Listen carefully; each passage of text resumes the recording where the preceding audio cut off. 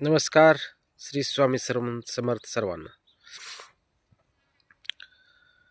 एक गोष्ट अपडेट होती. मुख्यमंत्री लाडकी बहीण योजना गेल्या 4 दिवसापासून एक बोबाटा उठलाय की अटी निकष स्क्रुटनी या गोष्टीचा गोंधळ उठलाय. स्वतः आदित्य तटकरेंनी पण बोलले. पण मुद्दा असा आहे मित्रांनो आणि बहिणींनो,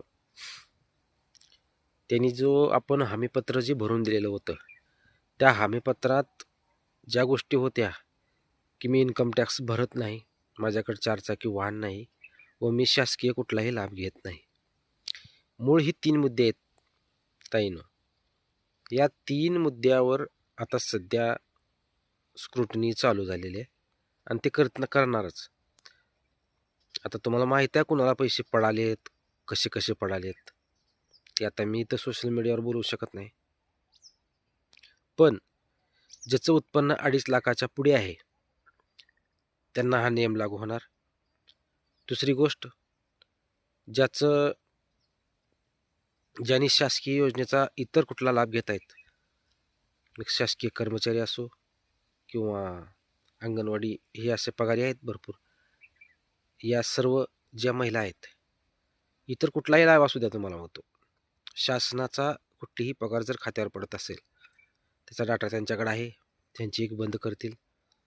दुसरी, 4 चाकी वाहन ज्या महिलेच्या नावावर अथवा कुटुंब आता इथं कुटुंबाची व्याख्या करतेत का महिलेची करतेत का महिलेचा पतीची करतेत ही तर कन्फ्यूज आहे अजून. कारण जर असं आहे, राशन कार्ड कुटुंबाचा अपूट आहे, राशन कार्ड संपूर्ण लोकांचं आहे घरात, आणि त्यामध्ये कसं झालंय 10 माणसं आहेत, त्या 10 माणसातून 5 माणसं बाजूला राहतात, 5 माणसं बाजूला राहतात, आणि त्या 5 माणसापैकी जो 5 माणसाच्या नावावर राशन कार्ड आहे माणूस आहे तो यांच्यापासून बाजूला आहे, परंतु राशन कार्ड एकत्रित आहे. कार जर त्यांच्या नावावर असली त्यांनी काय करायचं? 4 चाकी वाहन जर त्यांच्या नावावर असली, जर पगार आम्हाला घ्यायची असेल तर त्यांनी काय करायचं? तुम्ही असं लावापासून त्यांना वंचित करू नका. तुम्ही असा नियम लावा, जर 4 चाकी वाहन ज्याच्या नावावर आहे त्याचा कुटुंब धरू नका, पती किंवा पत्नी जर असेल तर तुम्ही कट करू शकता.